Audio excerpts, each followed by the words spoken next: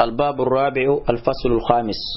كمنهج المسلم كيرول جو بانغول نو يوتن في التيمم في تماميه وفي نو يمغول ثلاث مواد ويندان دتاتي. المادة الأولى ويندان أرانيرن في مشروعيته يوتن في شرع نقول تماميه ولمن يشرع له إكو فيهم بو تماميه شرع نرا.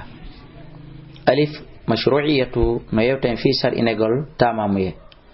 التيمم تماميه مشروع كسر إناد بالقرآن والسنة الشريفة. قال تعالى وإن كنتم مرضى أو على سفر أو جاء أحد منكم من الغائط أو لامستم النساء فلم تجدوا تيئا هبال ما أنديا فتيمموا أو تامي صعيدا إليه طيبا لابندي فامسحوا بوجوهكم وأيديكم. وقال صلى الله عليه وسلم لا ماكي السعيد ليدي دين وضوء المسلم كن يسلي جلو وإن لم يجد الماء حيث هب أنديا 10 سنين دو بسابو ما إنك تقبر لي من لم يجد kala ummo heɓali ma an ndiyam wala ma yatayammama bih man lam yajid ma an kala mo heɓali ndiyam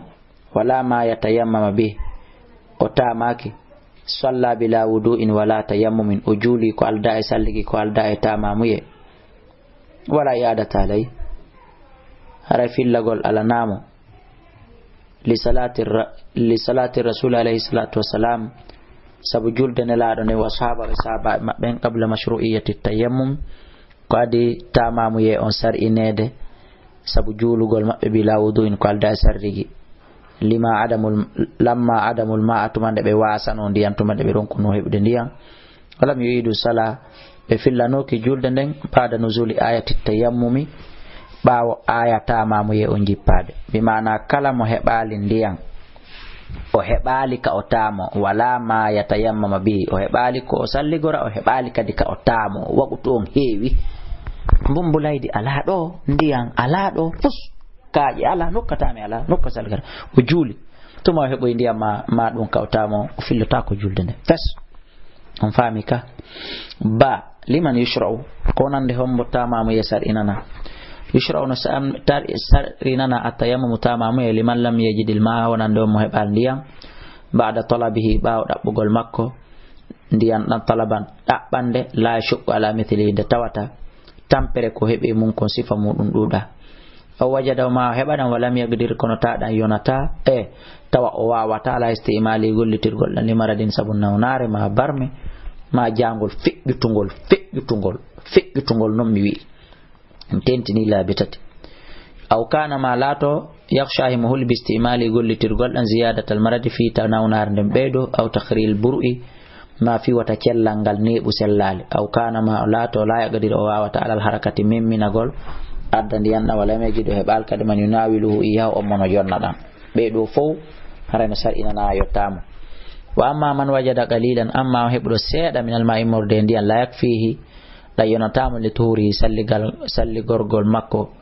salligi makko kulli o fo fa inare kanko ko watta tawadda o bi ko yo salligordan fi baadi ada yoga etere makko den haka dal lanniwo summa yamam refti o tama lima bagiya ko heddi kon etere den li gawli ta'ala fattaqullaha mastata'tu al maddatu thaniya windande dimmerenden fi furudi tayammum no yewta en fi farillaji tamamu yedin wa sunanihi alif furudu farillaji tamamu yedin furudu tayammum faradaji tamamu yedin waya koni din awalan aranunun anniya ko anniya on wono yewtino den non ka salligi ka longa li khabarin sab khabar innamal a'malu binniyati wa innamal likulli imrin ma nawa fa yanwi tayammum neddo juldon o anni to tamamu yen istibahatal mamnu'i fi dagingol hunde ko hada kon emu min salatin murde julde wana hawiha bi fi'li sabugol makko tayammum tamamu yo thaniyan السعيد الطاهر ليدي لابن باس لقوله تعالى فتيمموا سعيدا طيبا ثالثا الضربة الأولى بيان دي أرانيرن ويدون وضل يدينكم ميمين قل جود دين دي على التراب كهور بمبلايد ماكا كاج ماكا كوچوري ماكا جارين رابعا نعمون مسل الوجه والكفين مسكو قول نويد يسونغون نويد لقوله تعالى فامسوا بوجوهكم وأيديكم كفر الله جسلي تمام يديني با ما يوتين سنانو في سنة جدين كل تاتي أولا التسمية كويقول بسم الله وهي كون قول بسم الله إذن تاونو هي بسم الله مشروعة كوسر إناد في كل عمل نكلا قول الذي بال يوم رانغ البراجي ثانيا الضربة الثانية بيان دي مرندين كليدي إذ قد الأولى بيان دارن فرض وتكفي فيه دواوي يونيتوريد فيو كدي نو يون على تمام يوم سلي تيمي والثانية أما تابان دي مرندن في مسخول سوغونيدن سنة أنكو سنة ثالثا مسو ذراعين مسخول سوغونيدن مال كفاين وندن ودن سيون تيجي بيان دي مرندن كليدي إذ قد نون لا يغتسل سورة بين دينوري على مسل كفاين مسخول نودن تون لا جزاوارا يونيمو وإنما يمسه ذراعين عندك سجون دي مسكرت احتياطا ككارين تقول وذلك دون لخلاف نون اللور المؤيا في معنى اليدين في معنى جودين كفان داكم جودين في الآيات كآية دون هل هما الكفان اسكي كوني ودين دي وادو ما كان جتون الله فاندي أو هما كادين جود فان دا دون ما ذراعين كوندو دي سجون دي إلى المرفقين كاچوبولي نو يدون دي المادة الثالثة ويندن تتبرند فيما ينقض التيمم no yewta fi konko firtata tamamu e wa ma yubahu be e konko dagani e tamido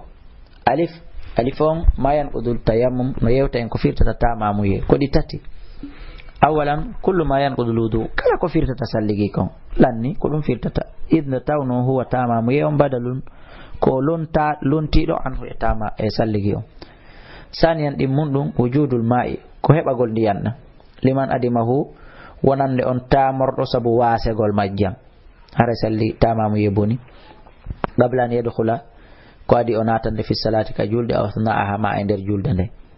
amma idha faraga min as-sala amma so juli aw gayni julde nden few so hebi ndiyam faqad sahhat salatuhu julde makko nden no selli wala i'adata alay filli tagol fakim hayso salmintum o hebi ndiyam in wajadal ma so hebi ndiyam li qawli sallallahu alaihi wasallam sabu makko ne laado la tusallu fi yawmin marratayn oto njule nyallal gotal laabi didi awale go to njul wakutu goto laabi didi ba ma yubahu konko daga ni bitayammum tamu ido yubahu no daga ni bitayammum sabu tamamu ye on kullu ma kana kala ko latino mamnuun hino hadano qablahu ko adi o tamade min salatin modde julugol aw tawafin ma wangagol kasudu kaaba o massi mushafin ma mimgol diri alqur'ana aw qira'ati qur'an ma jango alqur'ana aw mukthin fi masjidin ma nyibugol ka julite ko nanta tarayno almadatu rabi'a winnana na berne fi kayfiyati tayammum ma yewta en non baadi pratique no tamorteno kayfiyatu tayammum baadi tamamu he adum an yaqula kon en tigi weta tuzur bismillah nawen o anno istibahatan dagingol ma yatayammam lahu ko woni tamanade kon bi fi'li tayammum sabu gollugol tamamu ye on summa yadribu refti o piya bi kafayne we makko den wajhal ardi ka hore leydi min turabin foti ka hore bombulaydi aw ramlin ma jarende o jaratin ma kaaji aw sabakatin ma landa wana hawiya e ko nande tay dum wonno cayum gengalde hum wala basa illa ala an yanfuda al-ghubara de honkata ndugungu min kafay kanwe makko haranayo jettundi bombulaydi dum fop on la kayesa makko kono non nafdan khafifan hara ko honkande togosere na kellindirgol de don ma tappidira de fofindira de halanna ثم يمسح رفت ومسك وجهه ويسمى كون مسحة واحدة مسكن دي ووتر ثم يضرب رفت بيتا ديمون إن شاء سمفالا دي سمفالا بكفيه في نوي مكودن الأرض كالليدي فيمسح ومسك كفيه نوي مكودن مع ذراعه وندي سوغل مكودن إلى المرفقين هكا تقول إن شاء سمفالا وإن kita sara sora min ini kalal kafaini masku waliyeso ngontun enewe den ajiza wara yonimu tanbihum findinangol e moƴƴa fiyo ɓeydu ɓangude cheikhu yo aboubacry jabir jasari mo waɗani en ɗo su'alun wa jawabuhu landal e jababuye mum on kanko landi o jaabi o wi'a su'al landal hal yusalli bittayammumil wahidi est ce que hino juulire tamamuye goto iddatu salawatin kontore julɗe illam yantaqid tayammumu si tawi tamamuye makko on bonali est ce que tamamuye goto no juulire fana alansara e nafila fo e futro e geje tay tamamuye on bonali al jawabu on fil mas'alati e mas'ala khilafun woni lurral e manshahun e wijitangal fimu e ijtihada hino tinni e ahli ilmi jomiraɓe gande ɓe manshuhu ijtihadi ahli ilm sabu sertugol tinnare jomiraɓe gande ɓen ko ɗum waɗi lurral ngal id ko waɗi lam yujad heɓaki nassu sarihun silluɗo fil mas'alati e nga allandal yuthbitu kono tawa kono wawata tabintinde ahada jani bay ha gotel e bangeji din wonde ni tamamu ye goto juulay buy ma dum o oytamamu ye goto ko waktu goto juulirte